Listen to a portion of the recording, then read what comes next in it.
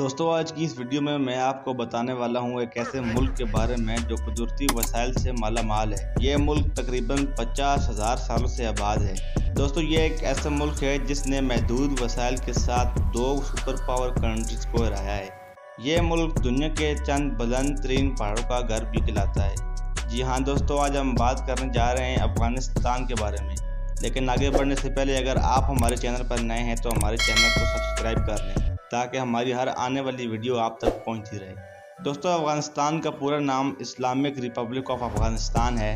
افغانستان ایک خشکی سے گھرا ہوا ملک ہے جو جنوبی ایشیا اور وسطی ایشیا میں واقع ہے۔ افغانستان کو ہارٹ آف ایشیا بھی کہا جاتا ہے کیونکہ یہ ایشیا کے بالکل مڈ میں واقع ہے۔ اس کی سرحدیں 6 مختلف ممالک کے ساتھ لگتی ہیں جن میں Iran, Pakistan, Turkmenistan, Uzbekistan, Tajikistan اور چین شامل ہیں۔ دوستو اس ملک کی ایک بھرپور تاریخ ہے اور یہ تقریباً 50,000 سالوں سے آباد ہے۔ اس پر سکندر اعظم، چنگیز خان اور برطانوی سلطنت سمیت مختلف سلطنتوں نے حملے کیے اور حکومت کی۔ دوستو افغانستان شروع سے ہی تنازعات کی زد میں رہا ہے۔ سال 1979 میں سوویت یونین نے افغانستان پر حملہ کیا۔ سوویت فوجیں لمبے عرصے تک افغانی مجاہدین کے ساتھ جنگ لڑتی رہیں۔ سوویت فوج کی جنگ پرکشش تھی لیکن افغانی مجاہدین نے مزاحمت جاری رکھی اور سوویت یونین کو مسلسل خسارے میں رکھا۔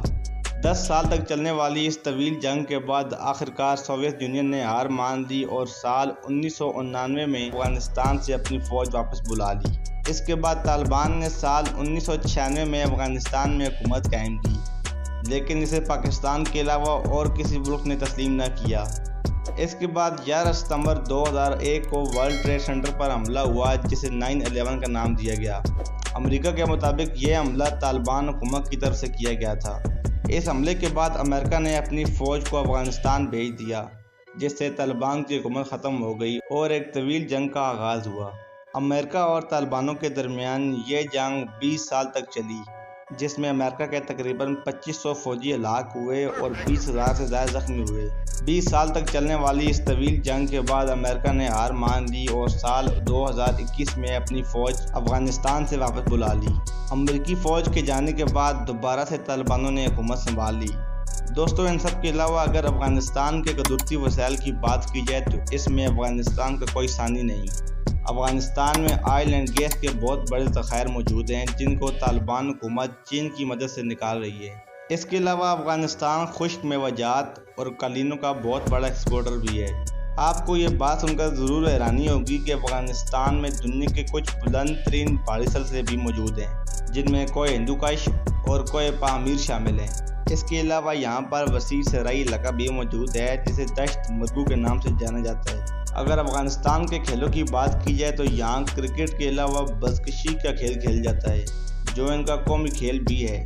اس میں گھڑ سوار بکری کی لاش کو ایک دوسرے سے چھینتے ہوئے گول تک لے جاتا ہے۔ یہ ایک روایتی کھیل بھی ہے جو صدیوں پرانا ہے۔ یہ کھیل بہت ہی خطرناک ہونے کے ساتھ ساتھ بہت زیادہ دلکش بھی ہوتا ہے۔ دوستو اگر افغانستان کے کھانوں کی بات کی جائے تو یہاں پر کابلی پلاؤ اور منتو پورے ملک میں سب سے زیادہ کھائے جانے والے پکوان ہیں۔ دوستو افغانستان کے لوگ بہت ہی زیادہ مہمان نواز ہوتے ہیں اور اپنے مہمانوں کی خوب خاطر تواضع کرتے ہیں۔